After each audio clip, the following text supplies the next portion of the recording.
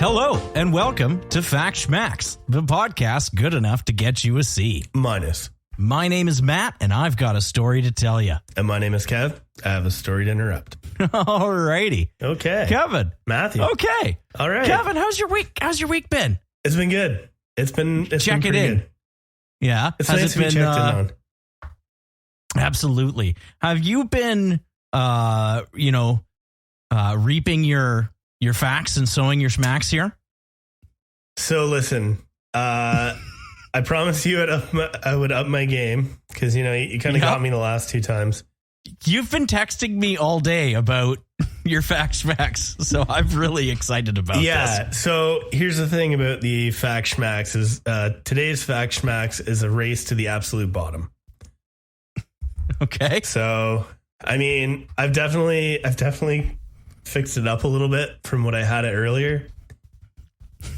So I'm just going to lead into it. So my strategy today, I'll tell you my strategy. We're going to have some honorable mentions after. Okay. My strategy today was to hit you where I know you hate something. I was just going to go. Oh, no. What do you think it is?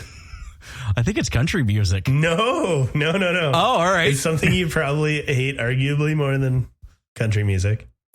Wow. All right. We're going to talk about cryptocurrency today. Oh, for fuck's sake. Okay, Boomer, you ready?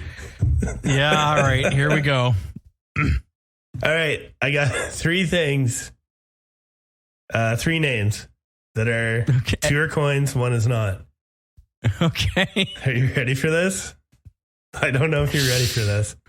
Can you? Okay. Well, how much information are you giving me about these coins? Am I just getting three names and that's it? You're getting the title because as much as I will drag it out a little after, but I'm going to give you the title. I didn't go read all the white papers on these. You'll know why. All right. Let me hear it. Lay it on me, crypto bro. What do you think about a He-Man coin? Do you think a He-Man coin's legit? You don't have to answer yet. Oh boy. Yeah. Could be. Now, what about a He-Man coin? What about a Matt coin? Spelled how? Spelled like your name, M-A-T-T. Okay, I'll not take like 5 maths, please. Yeah, not like a Finnish, like M-A-T-T-E. No, like Matt coin. Okay, or like a small rug. Yeah. All right. It's like your name. All right, like my name. And now we have the icing on the cake, the pee-pee poo-poo coin. I told you. All right. We're going to the absolute bottom here. The pee-pee poo-poo coin, I think, is real for sure because that's a meme. The pee-pee poo-poo man, it's a meme. The pee-pee poo-poo man was a meme that was making fun of, I think, The Snowman, which was a horror movie in like 2017 or something. Oh, I'm thinking of the one from when we were kids, Jack Frost or whatever. Yeah. No, are you thinking of the one where he takes the carrot and uses it as his phallus? Yeah. So, like, I've never actually seen it, but I'm going straight to the gutter today. Straight to the gutter. Okay, so I think the pee-pee poo-poo coin is real. I don't think you would have made that up, and it is like an internet meme I'm aware of. Okay. So that leaves me picking between the Matt. You don't coin. think I would have made up pee-pee poo-poo?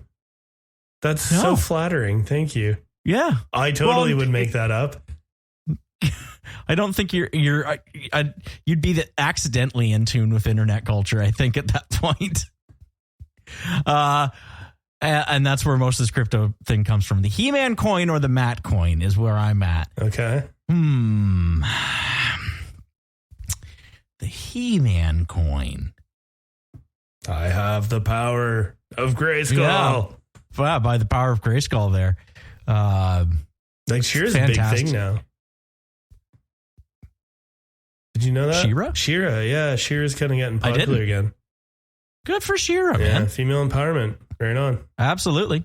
Oh, lady just got hired with the Vancouver Canucks hockey team, Rachel Dorian. She's very smart, and there should be more ladies getting hired in management positions in hockey. PSA from me. Okay. So I feel like you're dragging this out because you have no idea. Yeah, no idea. I think I'm going to go with the Matt coin. I think you made the Matt coin up. I made up the He-Man coin. I win. Oh! I win. I used your boomerism against you. I didn't take the obvious bait. So here's the story about today's Facts Schmacts game. Is usually like for something like this, I'll look up. Okay, like I have this funny thing. Like, say I made up the pee pee poo poo coin. Yeah. And then I looked it up and was like, oh my God, it's a fucking coin. Also, some honorable mentions were the poo poo coin. Okay.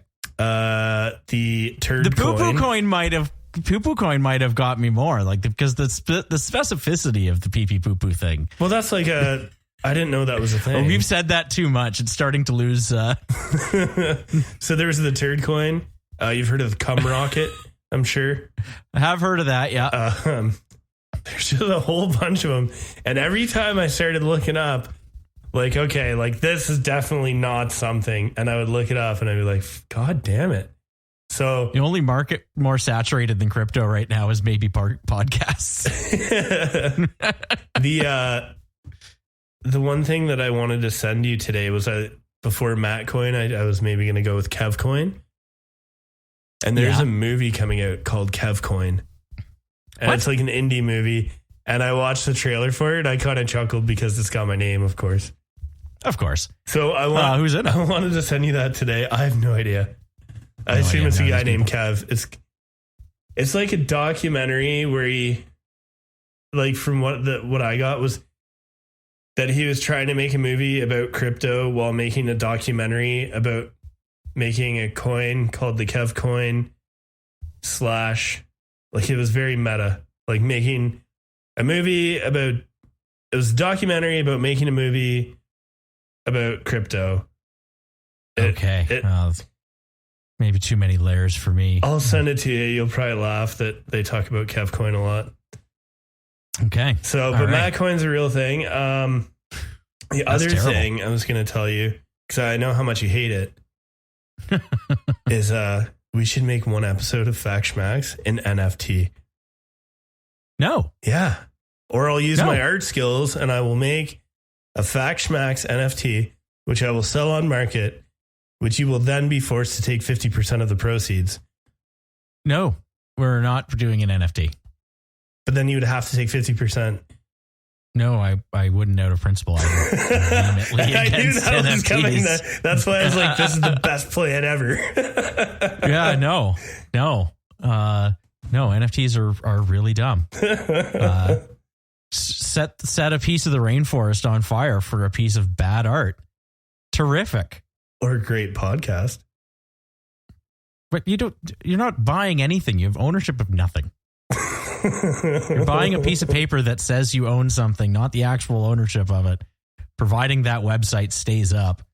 A crypto, whatever. That's a different conversation, but NFTs are fucking stupid. They're coming into video games now, which makes me upset. We'll see. I mean, every company that's kind of announced anything has had to walk it back. Oh, really? Big time. Oh, yeah. The guys who are making the Stalker video game, Stalker 2, they put out some NFT thing and within a day had to walk that back. Ubisoft has actually sold some NFTs, but like the stats of the marketplace are just hilarious. It's just absolutely hilarious. It is pretty crazy. And then I love how they'll be like, this NFT sold for blah, blah, blah. And you're like, well, if I can see it, can I just own it by screenshotting it? Right. You know what I mean? Like, and listen, allegedly, a lot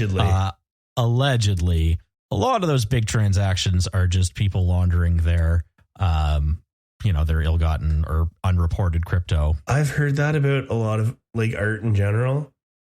That some art for sure, like for a lot of money because it's like some kind of tax write-off somehow. For sure. Yeah, there's definitely like it's not a new money laundering avenue. It's just it's digital now. Right. But like, I don't think anybody is buying anything that anybody's going to value at all in a few years. Right. Yeah. Okay. Well, there's the old just like Beanie Babies, or not fast.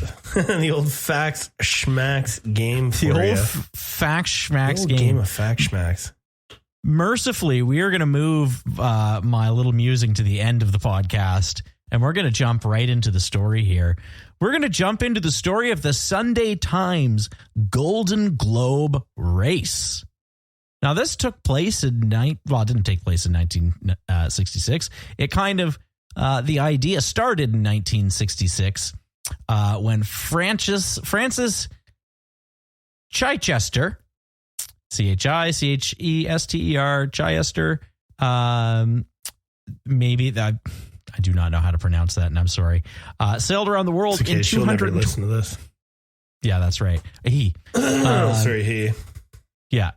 Sailed around the world in 226 days with only one stop in Sydney. Now, by around the world, what I mean is this person left from England. They sailed south, past the Cape of Africa, turning east, keep going east, south of Australia, south of New Zealand, wind up in South America, south of South America, then head north back up to England. Sail around the world from England to England via the two capes.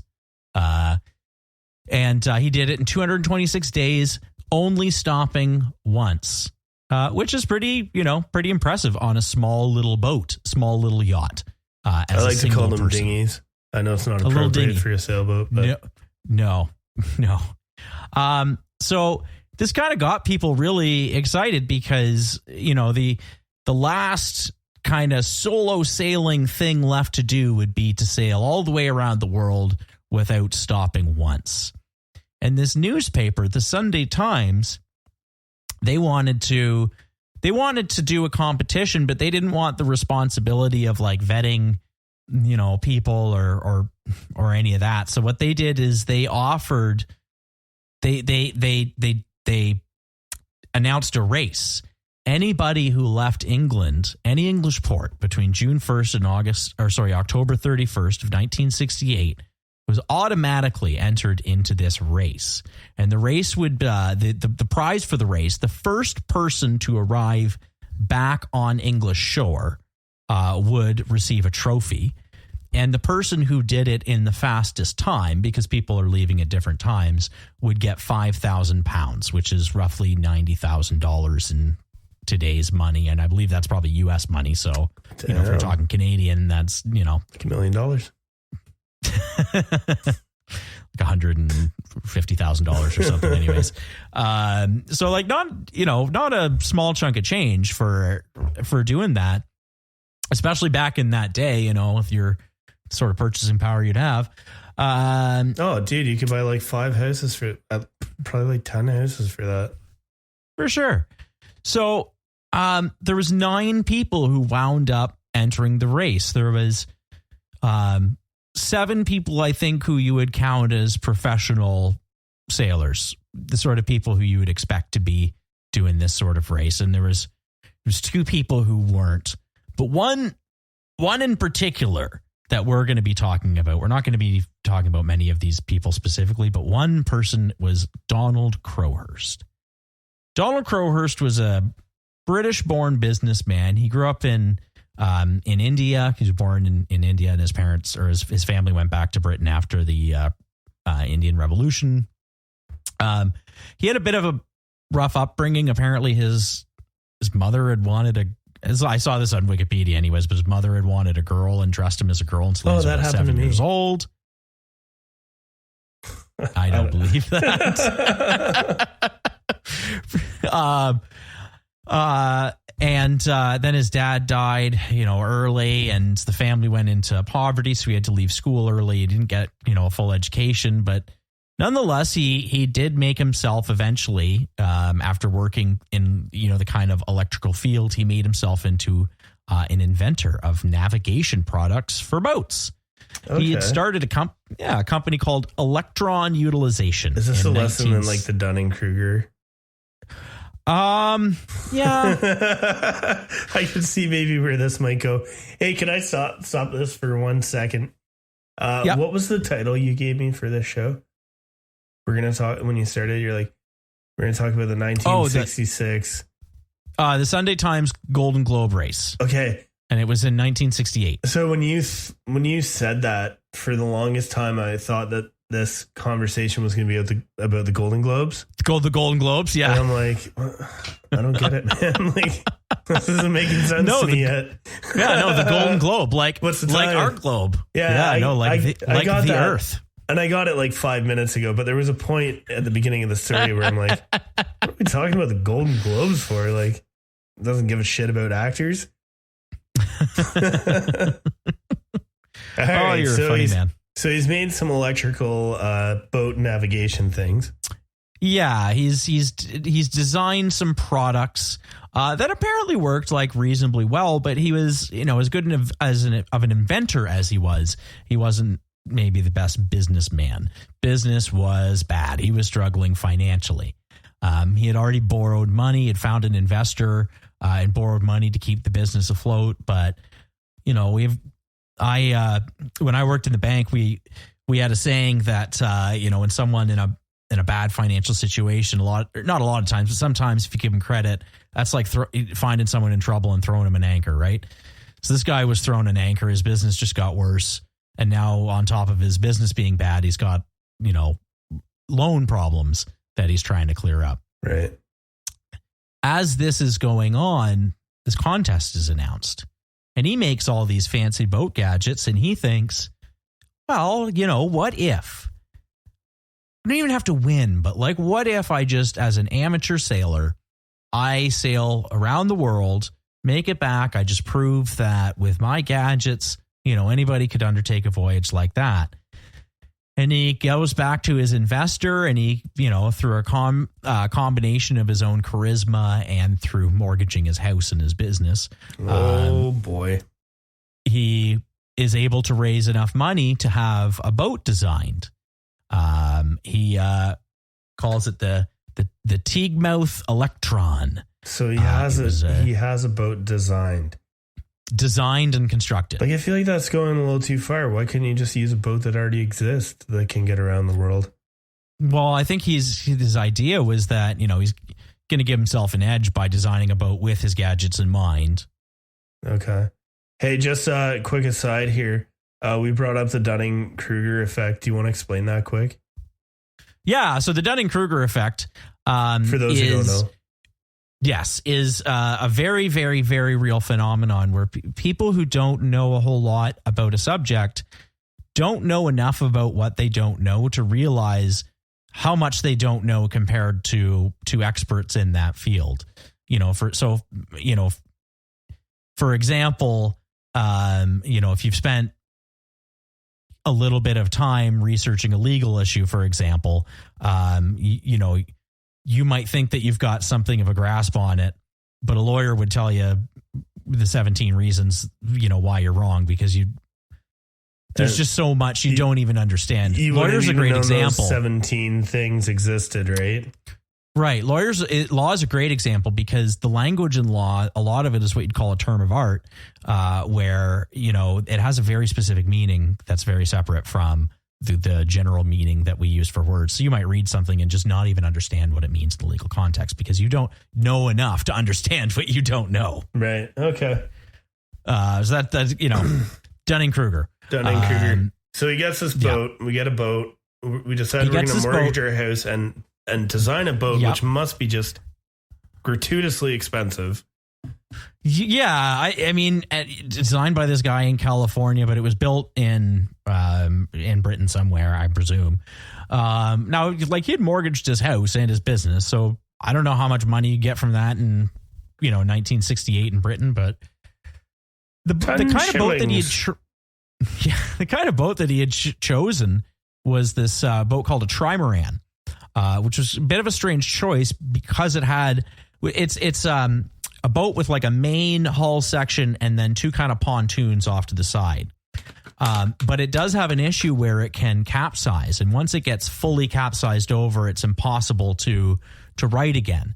So he designed this contraption that would stop that from happening, apparently. And that was going to go on. And he had this like range or radio direction finder thing that he had designed that was going to, give him an edge. And supposedly, like, the reason that he chose this boat is because it's supposed to be very fast. So he's thinking that's going to give him an edge too. I'm picturing like a grown-up version of Data from Goonies. Remember Goonies? Oh yeah, I love that movie. That was my favorite movie when I was a kid. Yeah. I could do a rewatch of that, I think. I watched it with my daughter. Any old day. You watch it with your boy yet? No, that's a good one. Maybe we should. He's at the right age. Yeah. Tomorrow night's movie night. I watched it with my daughter, and she liked it. Yeah. Awesome. Yeah. Okay. So basically, Data from Goonies has built a boat. Yeah. It's got a lot of contraptions on it. Yeah. Well, he's got a lot of contraptions he intends to put on it because, he's cutting it real close. There is a deadline to actually getting started. He doesn't really have a chance to test any of his stuff, and he doesn't really have a chance to properly install most of his stuff. But that's okay, he thinks. He's going to get started. He actually leaves on the last possible day. And most of his stuff isn't installed, but he's like, you know what? That's cool. I'm gonna have nothing but time on my hands as I'm sailing across the world, so I can get the rest of this. Yeah, because it requires zero effort, but sitting on the boat, just idling your time. For sure, that's exactly how I envision it. Also, yeah. That's why it's just so easy. He did know a little bit about sailing. Like, to be fair, he wasn't like somebody who had never been on a boat, but he certainly was not somebody who had the experience to. I'm sure he knew more about sailing than I do, but I'm also not trying to sail around the world. Fair enough. Have you ever been sailing? Yeah. When I was a kid, I went with like a friend's dad. Oh yeah, it's kind of neat. We went when we were in cadets. We did a summer doing it. I wasn't a sea cadet, but we somehow ran boats, and we capsized it. It's pretty scary when you're sitting there in the water and the boat's upside down. I capsized. Put it back up. I capsized a Sea-Doo with my family on it. Like, my son was like 3. I wasn't even doing anything stupid. We had just stopped and we hit away from the side, and the thing tipped over and went upside down and didn't right itself. And we didn't know what to do. And then I did manage. I just kind of hopped on top of it and grabbed the other end and was able to pull it up. But it's kind of panicked for a second because oh my God, what are we? We had life jackets and. It was, yeah. Anyways, speaking of scary water things, immediately after he leaves, things start going bad for Donald. He had a self-steering rig, and he was having an issue when anytime he went kind of sufficiently fast, it would he'd have the boat would start vibrating enough that it would start pushing the screws out. So he'd have to be constantly putting the screws back in to keep this self-steering rig going. Eventually, I think kind of how this would go. Like the reason that the screws getting pushed out is because the two plates that it's holding together are vibrating, and that can only go on for so long before the screws just shear off, right? Oh yeah, you can totally rattle a machine loose, separate it for sure. So vibrations are a son of a bitch. Yeah. So eventually the screws on his steering rig shear off and go bad. He didn't have any spare screws, but he had to cannibalize some of his other gear and use the screws from that to kind of fix his thing. But his lack of sailing skills and rough conditions make him. He's not making the time that he was hoping to make. He thought he'd be making about 220 nautical miles per day, but he's only getting like half that, if that. So with everything going on, he's kind of starting to think like, oh boy, I'm not really sure that my boat is going to survive once I get, past the Capes, because while you're going south, you're staying close to Africa, right? You're not in super deep water, super rough water, but once you get past the Cape of Africa, you're going through the Indian Ocean, South Pacific Ocean.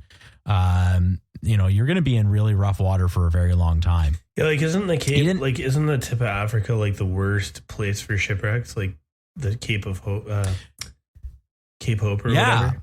Yeah. There's probably also that. Although I don't know if that's big shipwrecks or little, because he's in a very small boat. I don't know how much of a concern that is for them, but sure, also dangerous. Sure, yeah, absolutely. He had, though, he's got his doubts, but he's got a lot riding on this thing working out, at least to some extent. If he turns around now, he thinks he's losing his house. His family's getting kicked out of their house. You know, right now there's hope. If I turn around, I don't know.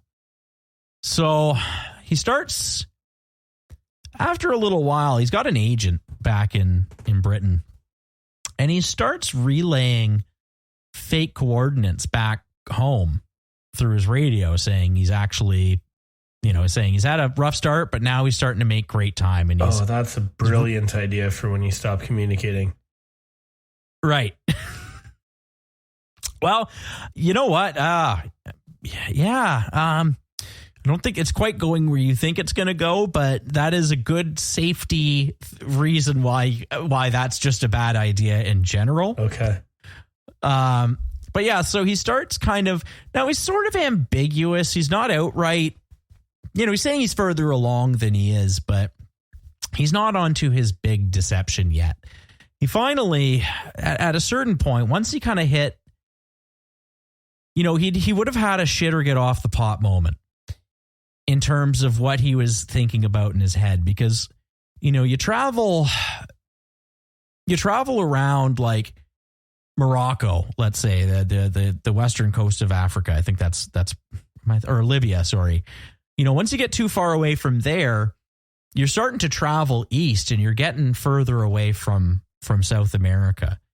And he had a big think that maybe instead of trying to sail around the world, what I'm going to do is I'm actually just kind of, once I hit the eastmost extent of Africa, I'm going to jut over to South America, kind of loiter around South America for a little while, break radio communication so they don't know where I am.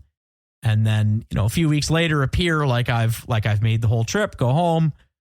As long as I don't come in first, nobody's really going to, question this, right? That's his big idea. So that's what he does. He did hit a point where he had to start outright, like really lying about where he was once he started kind of heading towards South America. He's relaying coordinates. He's actually like back tracing celestial navigation stuff to make it seem like, the sun, he knows where the sun is, where he's at. And, he's faking a logbook. He's faking reports back home. And this whole time he's alone, for months.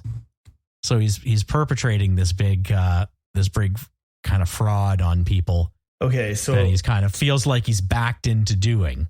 Okay. So if he doesn't show up first, he doesn't win the prize?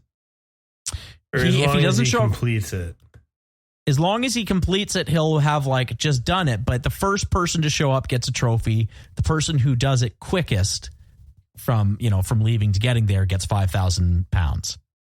But he just wants to save his business with publicity. So he figures as long as he's not winning the trophy or winning the money, nobody's really going to care about him lying.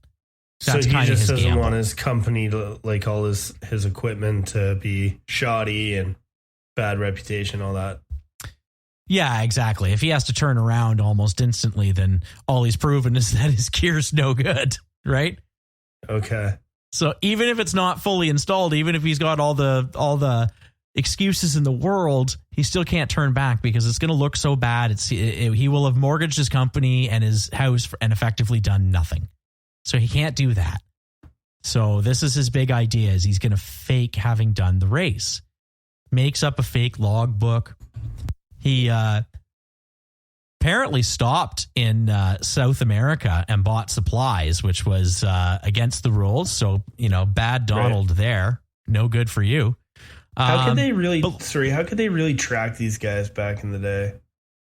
They couldn't really. It was, honor system. And, the other guys ran into other boats, though. Like some people had like mail that they dropped off somehow without really stopping, that they would, drop off in like Australia, sail close enough and maybe just throw something overboard.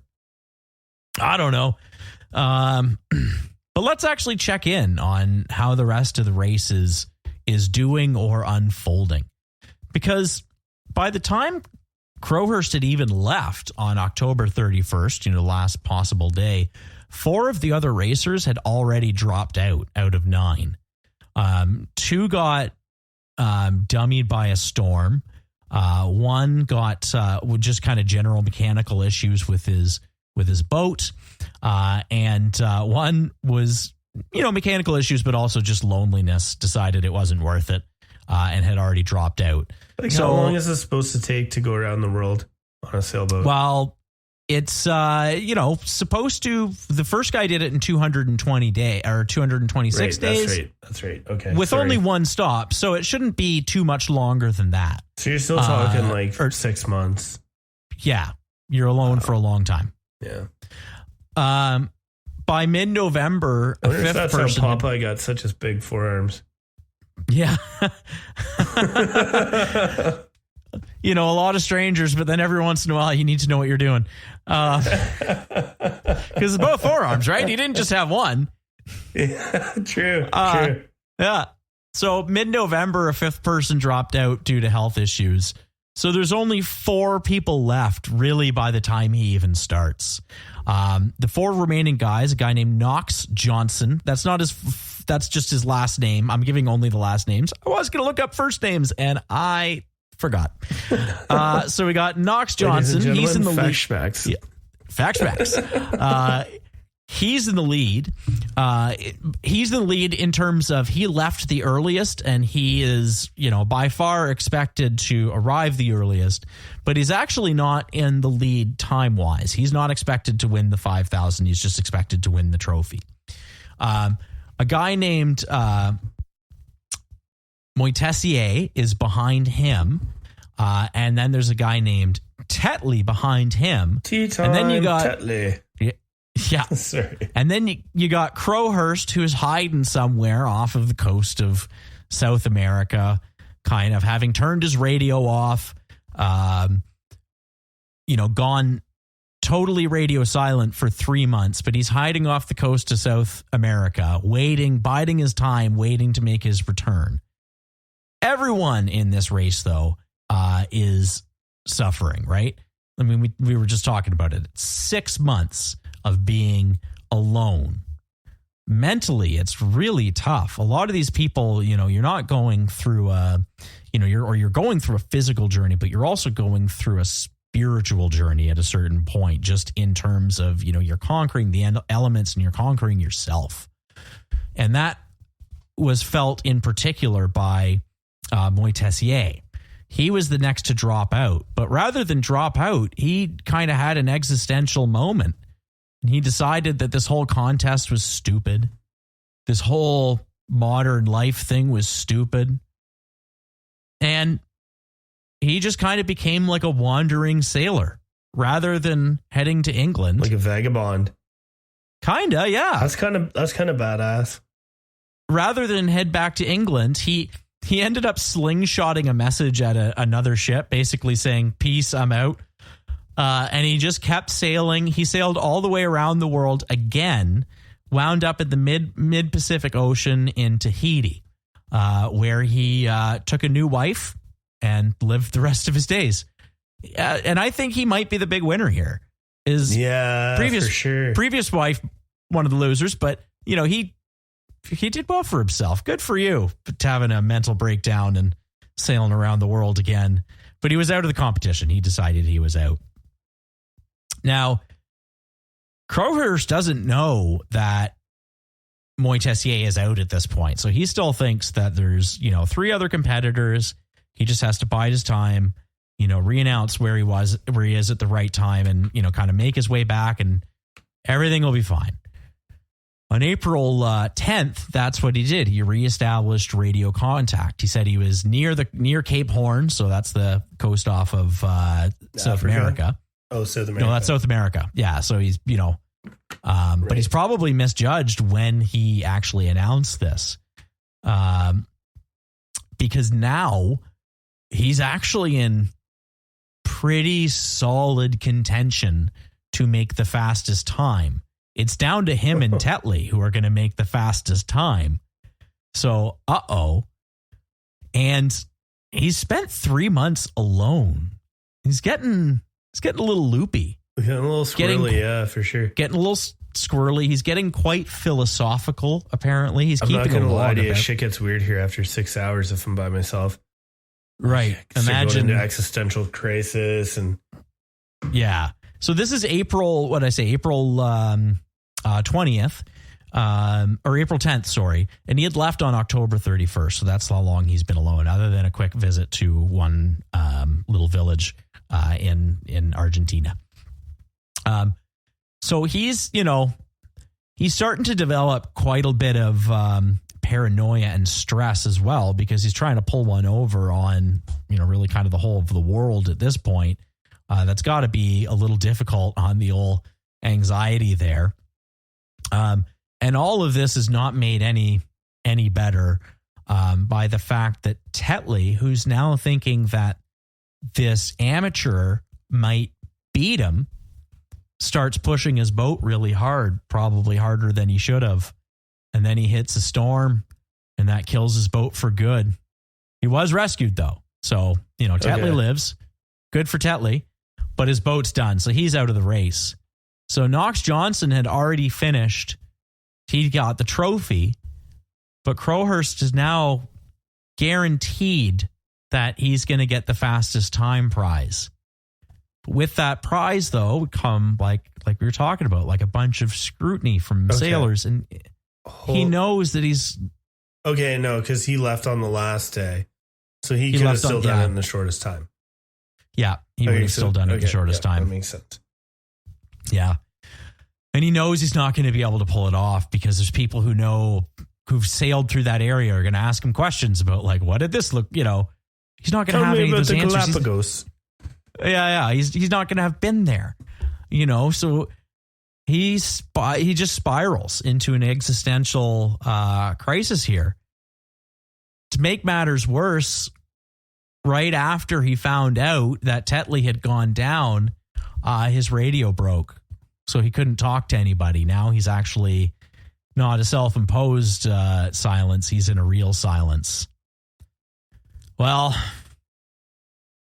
on July 1st, Crowhurst began to write what would be his final log entry. His late writings had become obsessed over a game that he thought was being played by, the universe and God, between people. There's a couple of famous outtakes is a really weird word to use in this context, but like passages, excerpts from his last day. And I'm just going to read them here. I am what I am, and I see the nature of my offense. I will only resign this game if you agree that on the next occasion that this game is played, it will be played according to the rules that are devised by my great God, who has revealed at last to his son not only the exact nature of the reason for games, but has also revealed the truth of the way of ending of the next game, that it is finished. It is finished. It is the mercy. I will play this game when I choose. I will resign the game 11, 20, 40. There is no reason for harmful. And that was it. It ends on the word harmful. It doesn't sound like he's gone to a good place. No, he's in a very bad place. It seems very much like, be sure to get help. PSA. Yeah, they're pretty sure that 11, 20, 40 means 11 hours, 20 minutes, 40 seconds was when he planned to jump in the water. Interestingly, we know that he had been keeping a fake log, but that log was never found. It's only the real log that was explaining what he was really doing, and with all of his, philosophical writing at, towards the end, that's the only one that was found. There was some other stuff that was missing with him, but it's interesting, or I don't know whether he took that stuff. I don't know whether he took the wrong book. Like, it could be as simple as that. Is he meant to take the book that had all the the real stuff in it and take that with him and just make it seem like he'd fallen off his boat or something, or as like an act of contrition or penance or something, he left the real story behind. There was also, he had brought a video camera, so there's a bunch of footage of his trip too. But yeah, so he was never found. They found the boat on its own after a while. How long did it take to find the boat, That can take like years, right? No, they found it pretty quick. Okay. Yeah, they went looking for it pretty quick. I don't know exactly when it was, but it was, they knew it happened pretty fast. For a couple minutes there, I was like, we're going to have another story where nobody dies. Yeah. And then you just drop that down ending on it. Yeah. So he couldn't handle the pressure, and that was what he decided was his only way out. So Knox Johnson, now the one upside, or the one happy note at the end here, is Knox Johnson there, who won the trophy, and then being the only person that finished the race, he also had the fastest time. So he got the £5,000. He gave it to the family. Oh, well, that's nice. Yeah, and I think the paper that did that sponsored the race also matched it and gave that to the family too. So I think they got to keep their house, I believe. That's good. So here's my question. About 2/3 of the way through, when you're talking about how he felt this pressure and this and that, and he didn't want to lose his business. So if you're already at the point where the money's not going to save your business, and you're not going to get the prize, you just want to finish, but the whole point of the race was to not stop or touch ground, right? Yeah. Why not just be like, shit, I forgot a pack of matches. Had to stop, disqualified. Chill out on the beach with some like lovely, lovely ladies and some drinks. And then 6 months later, go back home. That's what I'd have done. I'd have been like, well, I can't go home for 6 months. Gonna have to make the best of this situation. Better ways to do it than isolating yourself on a boat. No, he stayed on his boat. For the most part, he was I think he was also terrified that if he was anywhere, people would see him, right? So he was trying to... Dude, it's like 1960s something. Who's this guy? Like, nobody knows him. Nobody's going to know him in Tahiti. No, it was a famous thing that was going on. I think he was at least, that's what he was worried about, is he didn't want anybody to see him because he still had to pull it off. Like, he still had to not get caught at the end of the day for it to work. Right. So if he spends 6 months lounging in, Africa somewhere, like, well, yeah, but someone's eventually going to go, hey, I saw this guy. This clown was, especially after he finished the race, he would have been famous, right? So for this to work, he would have taken a risk by his own, but what I'm his own plan. What I'm saying is, like, you could have just kind of bowed out of that race by saying like, shit, like my, whatever broke. Well, my spleen's like, my appendix blew up or something, right? Where you can just get out of the actual race. I think if 6 people finish the real race and you don't, you're not going to get any. Who cares? But that's what I'm saying, man. Like, you could still be out of that race, so there's no publicity, right? Right. But then still say that you made it around the world. Like, yeah, I made it around the world, but no, he had to either finish this race or he was going to die trying. God damn, dude. That was his mentality.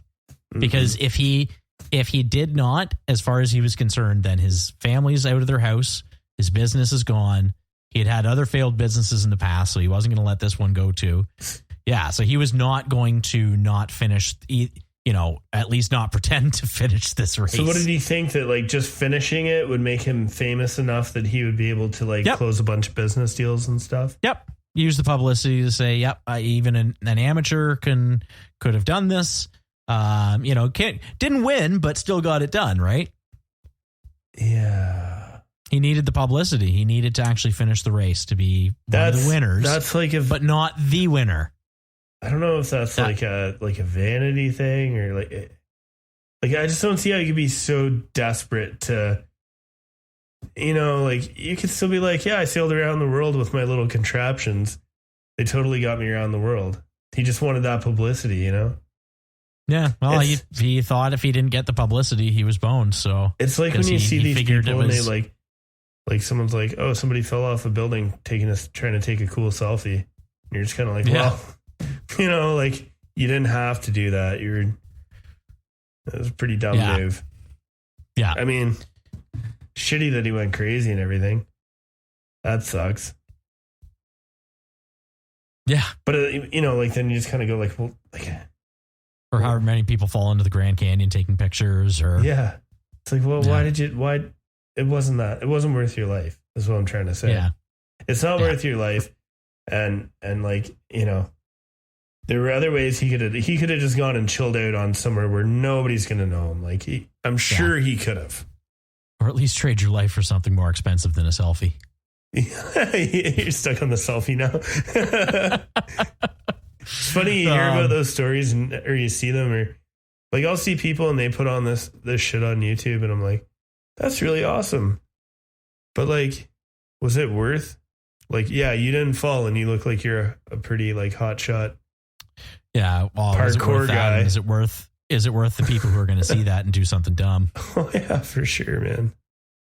Kills me just for fucking fake, like just for likes that aren't even a real thing on a computer. Yeah. It's funny, right? It is funny. Funny what we do. Kevin, Matthew, I've been thinking about now. Oh God, is this our musing? This is our musing. Okay. If I do this right, your concept of what now is about to take a radical fucking beating. But we would define now, me and you, as being a moment in time that exists, you know, roughly 13.787 billion years after the Big Bang. We share this moment of now, right? Right. Right. And you would assume that you have a now and we have a now, and it extends out from us all the way across the universe. And everybody who's in our now is also 13.787 billion years after the Big Bang, right? Everybody is existing in this like universal slice of time that constitutes now, right?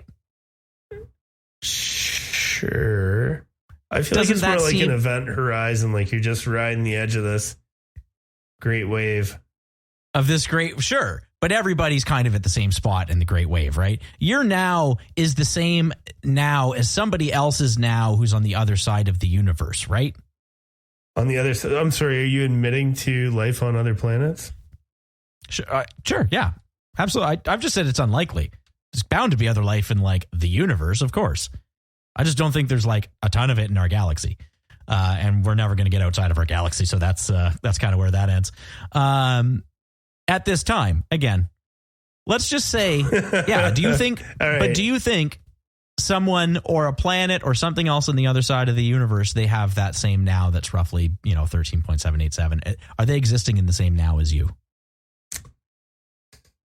Would it depend on their like proximity to what would be the center of the universe? Kevin, everywhere is the center of the universe. You're in the center of the universe. I'm the center of the universe. Sure, and so am I. Wait a minute. God damn it. How does that Everything's work? Expanding away from... Well, because everything is expanding away from everything. So everywhere is the center of the universe. If the universe is flat, it has no edge, which means it's infinite. We don't have to get into that. But that means that everywhere is the center of the universe, or nowhere, is the center of the universe. Yeah, I guess that makes sense. There is no center of the universe. So, I mean, sure. Yeah. I think my now is the same as the quarks now. Or whatever you want to call the people across the universe. Yeah. Here's the thing. We know that due to time dilation, that's not really the case. So, for example, they did an experiment in the 70s where they put some atomic clocks on planes, and they flew one around the world west and they flew one around the world east. They flew them actually twice around the world each. And, atomic clocks are very, very, very accurate. We can measure time very, very, very precisely. And when they compared those atomic clocks after their time flying, after their time in motion relative to each other, those clocks didn't agree with each other, and neither clock agreed with the clock that was on the ground. Now, they were only off by slight little bits, but that means that they experienced differing amounts of time. They did not share the same now once they... I want to burst your bubble here because you already brought this up in this episode. You talk about Buddy's screws coming apart on this boat. And then you tell me you put two highly sensitive clocks on planes and flew them around the world. Well, what do you think is going to happen? There's going to be some kind of inherent vibration, some kind of thing that's going to set off these clocks. No, that's not the way atomic clocks. It's not the way atomic clocks work. How's an atomic clock work? So atomic clocks are fucking fascinating. What they do is there is a atom inside, or a bunch of atoms, that has a very, very, very, very, very, very, very, very, very, very, very regular vibration to it, or pulse. Now, it's not the sort of vibration that's going to be affected by the vibrations of a plane. We're talking like quantum effects. It's its own thing.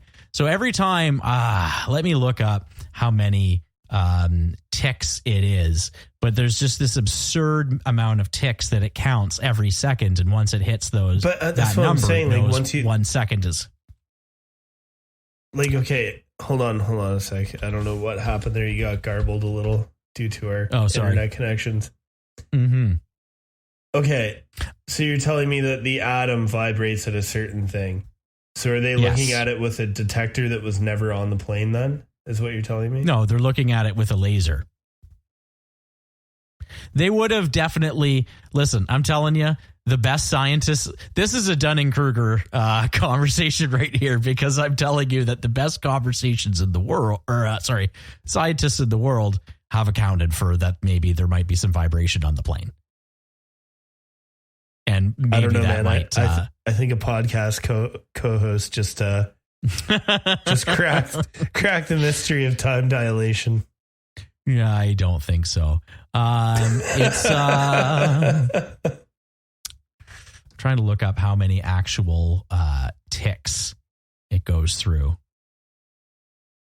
18 billion. So they put an atom and they just measure it with a laser. Yes. Whenever someone says the atomic clock, I always think of the doomsday clock. That's like 2 minutes to midnight.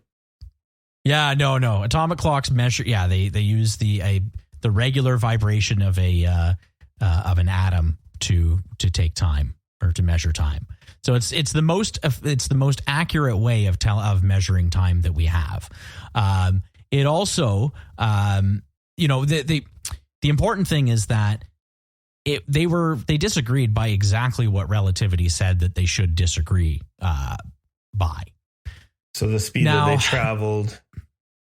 Yeah, you take the speed that they traveled relative to each other. You do what's called the Lorentz transformation, which is a way of kind of adjusting somebody's motion through space and time for, between different perspectives, while keeping all of those perspectives reasonably intact.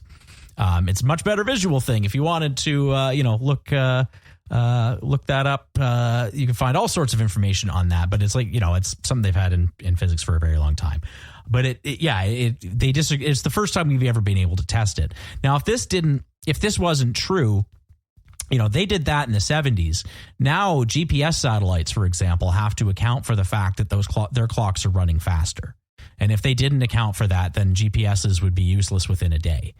To give you an idea of, like, even though it's just a little bit, when we're talking about satellites in the atmosphere, they do experience time dilation. And so we have to account for that when specifically with GPS, other things like that. So satellites. Who's in the future, the satellite or my handheld Garmin?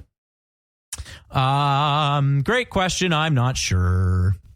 That's an important thing to know. Probably the one going faster experiences time slower. So we are in the future. Yes, we're in the future of the satellite. Now, over long distances, that can stack up huge. So let's say there is an alien who's on the other side of the universe. He's moving relative to you. They're gender neutral. He or she, or they. Thank you. No shitty pronoun jokes. No, it's not a shitty pronoun joke. It's the grays are just, they don't have a gender. Okay. I saw it in the Roswell autopsy documentary, even though they blurred out their genitalia. On TV. No genitalia on that. There's no genitalia on it. Then why'd you blur it out? Remember the autopsy video? No genitalia on that rubber suit. Yeah. They had that autopsy video and they're like, oh yeah, it's genderless. And it's like, but you blurred its crotch out. It's like a Ken doll crotch then, right? Yeah. I don't know. So we've talked about how things like, in like our, you have like a observable universe bubble around you. Mine can be in a different spot, but the difference between them doesn't matter. Anything from that far away that affected us over here would take 40 billion light years to get here. So it's not going to affect us in any real way, but it's just neat to think about. Well, this is sort of the same thing where somebody on the other side of the universe, depending on their motion, whether it's towards you or away from you, even if it's very small, there now could either be, when the dinosaurs were around, or if they're moving in the other way, there now could be in your future. So when is now? Compared to the aliens, it has to be the future because we haven't met them yet. Well, for sure. But let's even say you're looking at something that's on a planet that's a couple light years away. No, I get this. Like you're looking at it how it was years ago. 4 years. Yeah, 4 years ago. Right. When is now? Is now something that's happened that you can't see and won't experience for 4 years? Or is that, now this is a different thought. Or is it when you get that information? But let's even take that a step more local, right? Let's talk about you looking at your computer monitor right now and you listening to me. You're getting light coming off. You're getting light that's coming off of the monitor, and that takes a discrete amount of time to get there. And even when it does get there, it has to process and display and absorbed by your eye. It has to travel as an electrical impulse to your brain that you're going to have in the signal for sure. Exactly. So when is now? Is now when the signal leaves the monitor? Is the signal when the light hits your eye? Is the signal when your brain gets that information from your eye? But even at that point, consciousness has about an 80-second lag. And it's more interesting than just being held back by 80 seconds. There seems to be sort of you're mostly held living 80 milliseconds back, but you can't account for some information that's coming in, within that next 80 milliseconds. You're 80 milliseconds back for a variety of reasons. Let's say you touch the tip of your nose and you touch the bottom of your foot at the same time. It's kind of interesting that your brain can process, both the information from your fingers, sure, easy enough to synchronize them as having, feeling something at the same time. But your nose is very close to your brain. Your hands are further away from your brain than your nose, and your foot's further away from your brain than all of them. But your brain will process all of that information as having happened at the same time, even though surely it's not getting that information at the same time, right? So your brain lives behind to kind of smooth things out and make sure that all of the stimuli it's getting from different parts of the body all kind of line up. So again, when's now?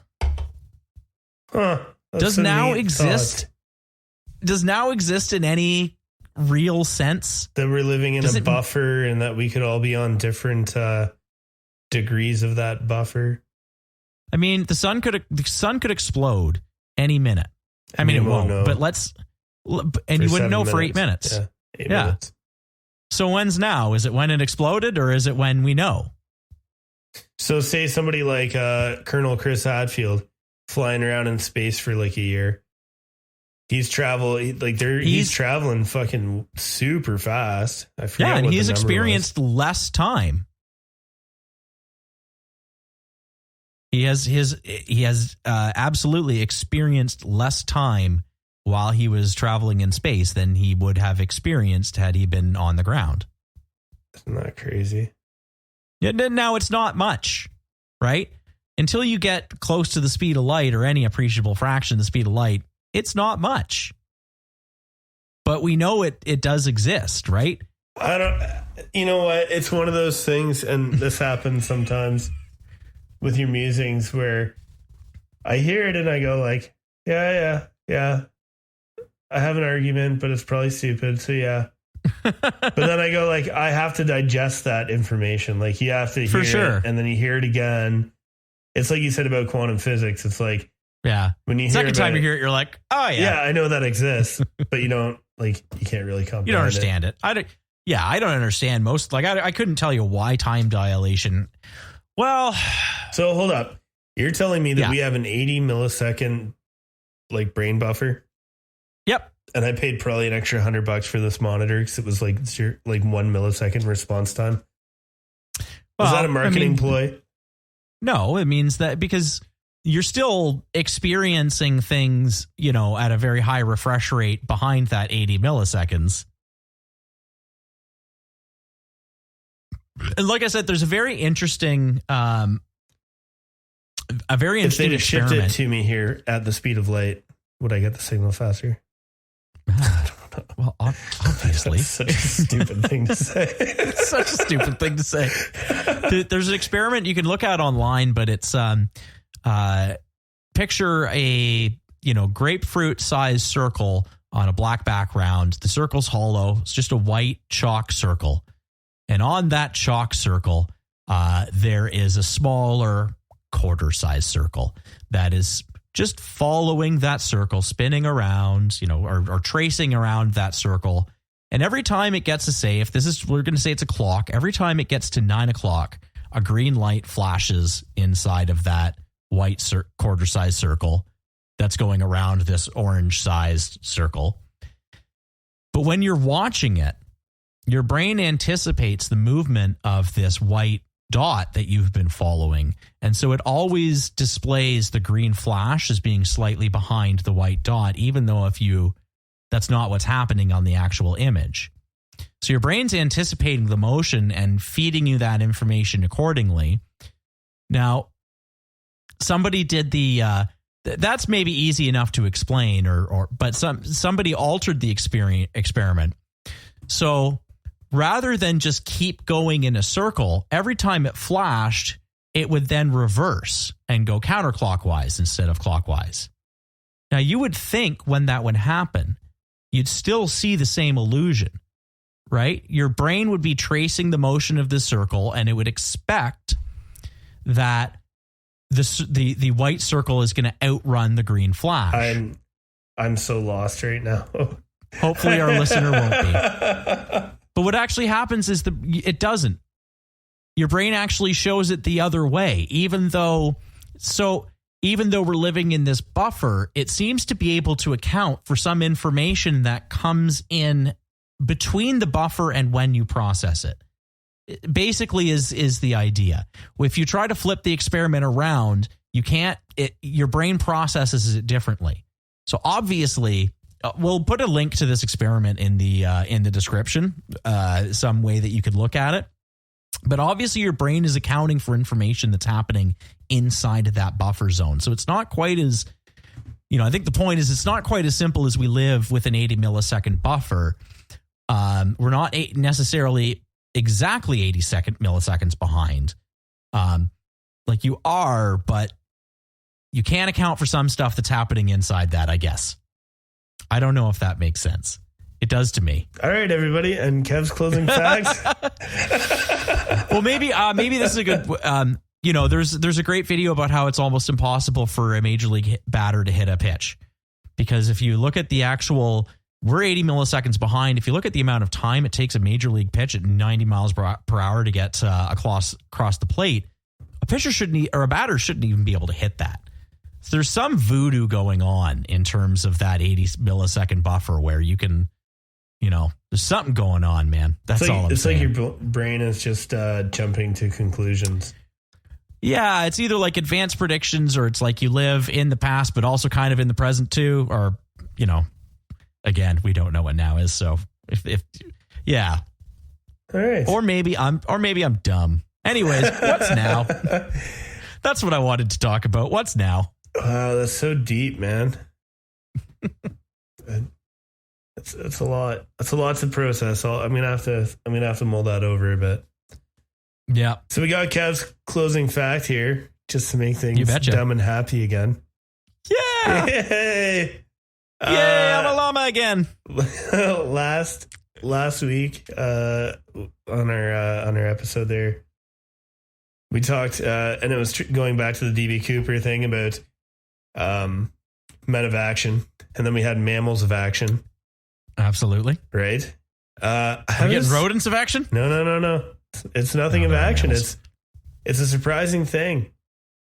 So the stat is from like 2002.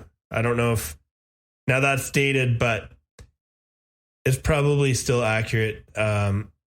2002 alone, more people in the U.S. were killed by dogs than shark attacks over the past 100 years. I have no trouble believing that at all. So shark attacks are so rare. As we're so scared of them, turn out to be not that bad.